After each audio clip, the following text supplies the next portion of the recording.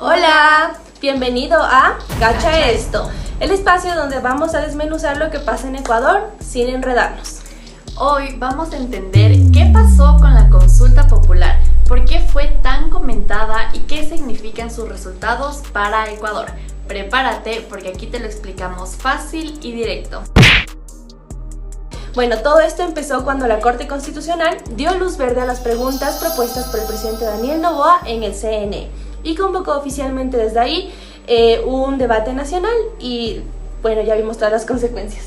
Así es, pero ¿qué se preguntó en esta consulta popular? Bueno, se preguntaron cosas que tenían bastante peso, como es reducir el número de asambleístas, como permitir bases militares y extranjeras en el país, también como cambiar el financiamiento a los partidos políticos y por último, y la pregunta más fuerte, fue convocar a una asamblea constituyente. Así que más adelante vamos también a tener la voz de una experta invitada que nos va a comentar cómo esta última pregunta, que en sí tuvo el mayor porcentaje de rechazo y de diferencia de votos, por qué fue esto y también qué es lo que piensa la gente.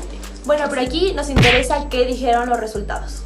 Así es, Rena, pues cuando los resultados llegaron al Consejo Nacional Electoral, el panorama en un inicio fue clarísimo. El no ganó absolutamente en todas las preguntas, es decir, ya había una tendencia. Y no por poquito, porque según los conteos parciales publicados en primicias, con alrededor del 70% de las actas escrutadas, algunas preguntas tuvieron más del 60% del no, al menos en permitir las bases extranjeras y la constituyente, que fue un rotundo no. Así es, la última pregunta, el pueblo le dijo no al presidente y el presidente aceptó públicamente estos resultados mediante un tuit diciendo que él respeta la decisión del país y este mensaje también se volvió parte de una discusión política, ya que el presidente incluso mencionó que ellos van a continuar trabajando por la seguridad con las herramientas que actualmente tienen. Es claro que el gobierno no se esperaba una derrota en todas las preguntas, quizás sí lo esperaban en una o quizás dos preguntas máximo, pero una derrota contundente, pues yo sí creo que no estaba en el panorama. No estaba planificado y creo que ninguno de los actores políticos del oficialismo tenía previsto cómo reaccionar frente a esto. Sí.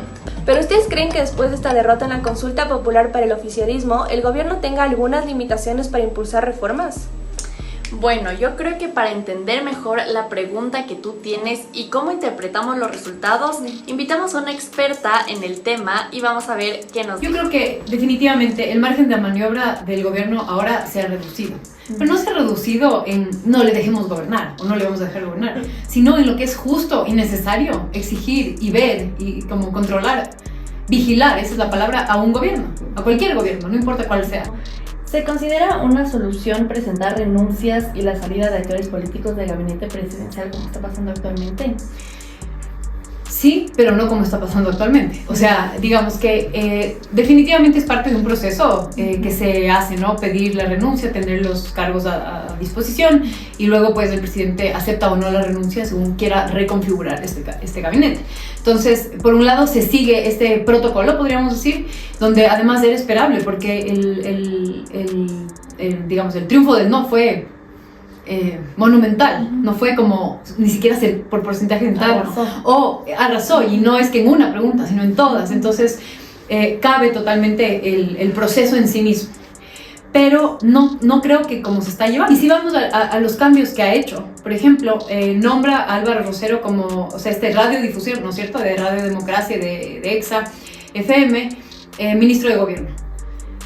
Ok, esta persona tiene que ser un perfil que maneje la política.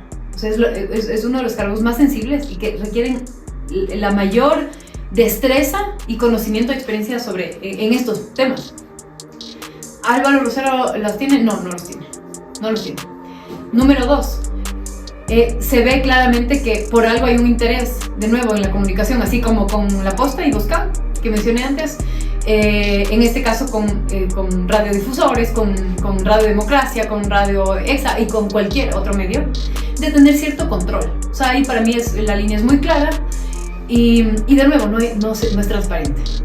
Álvaro Rosero no es alguien, no es un perfil como apto para este cargo.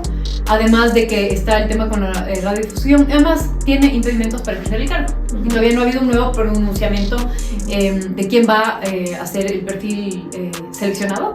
Sin embargo, él tiene una deuda de muchos miles de dólares con el IES y eso le pone un impedimento para ejercer el cargo. Ahora, como es Novoa y hemos visto maniobras parecidas, por ejemplo, alguien que es extranjero y no puede ocupar un cargo, cuando es un requisito hacerlo, pues le damos la nacionalidad.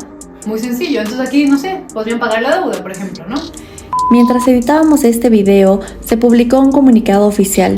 El Ministerio de Trabajo levantó el impedimento que tenía Álvaro Rosero para ejercer cargos públicos, un registro que lo inhabilitaba por deudas con el IES.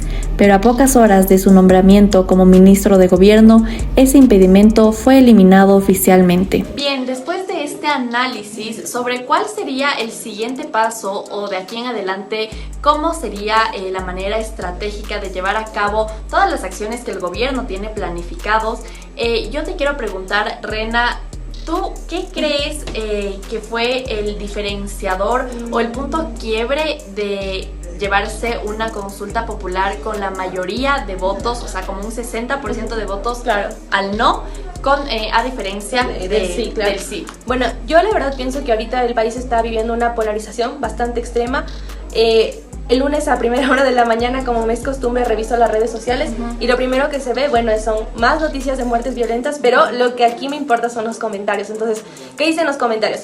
La mayoría es, sí, la gente está dividida en sí y en no. Entonces, si es que ocurrió una muerte violenta ese día, lo primero que las personas hicieron fue, listo, si tú votaste no, no tienes derecho a pedir que no exista inseguridad en el país. Claro, a reclamar cosas básicas. Entonces, es algo que sí bueno, a mí al menos me molesta porque si tú votaste por el no, automáticamente perteneces al correísmo. Entonces, es algo que realmente creo que como sociedad ecuatoriana estamos viviendo esta polarización tan extrema y que sí nos está afectando. Y justamente esto nos lleva a pensar que quizá no fue un no a la consulta como tal, sino un no a este actor político que es el presidente. Sí. Entonces, esta pregunta también la hicimos a nuestra experta en ciencias políticas. Veamos qué nos respondió. Entonces yo creo que sí hay una...